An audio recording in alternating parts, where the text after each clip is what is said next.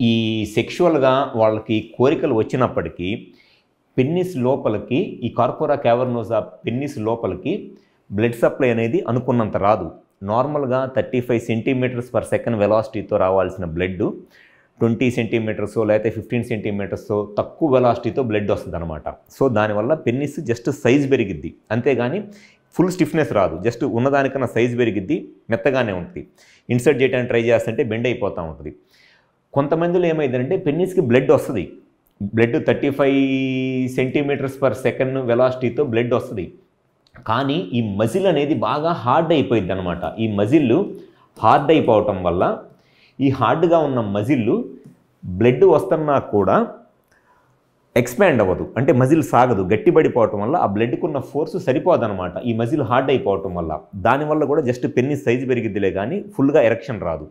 ఎప్పుడైతే పెన్నిస్కి blood supply తక్కువ వచ్చినా లేకపోతే బ్లడ్ వస్తున్న మజిల్ హార్డ్ అయిపోయినా బ్లడ్ సప్లై రాక ఎరెక్షన్ రాదు. ప్లస్ ఈ వెయిన్స్ కూడా ఓపెన్ అయిపోయే ఉంటాయి. సో ఈ వెయిన్స్ క్లోజ్ అయిపోతేనే పెన్నిస్లోకి వచ్చిన బ్లడ్ పెన్నిస్లో ఉండి ఎరెక్షన్ మెయింటైన్ అయ్యిద్ది. కానీ ఈ వెయిన్స్ ఓపెన్ అయిపోవటం వల్ల మళ్ళీ వచ్చిన బ్లడ్ వచ్చినట్లు ఈ వెయిన్స్ నుంచి మళ్ళీ బయటికి వెళ్ళిపోయింది అనమాట. పెన్నిస్ నుంచి మళ్ళీ బయటికి వెళ్ళిపోతూ ఉంటుంది. సో దానివల్ల సెక్షువల్గా ఇబ్బంది పడుతూ ఉంటారు. సో ఎప్పుడైనా సరే సెక్షువల్గా ప్రాబ్లం వచ్చి అంగస్తంభన సమస్య లాంటి సెక్షువల్ సమస్యలతో బాధపడుతున్నప్పుడు ఫస్ట్ తెలుసుకోవాల్సింది ఏమిటి అనంటే వాళ్ళకి ఏ కారణం వల్ల ఈ అంగస్తంభన సమస్య వస్తుంది.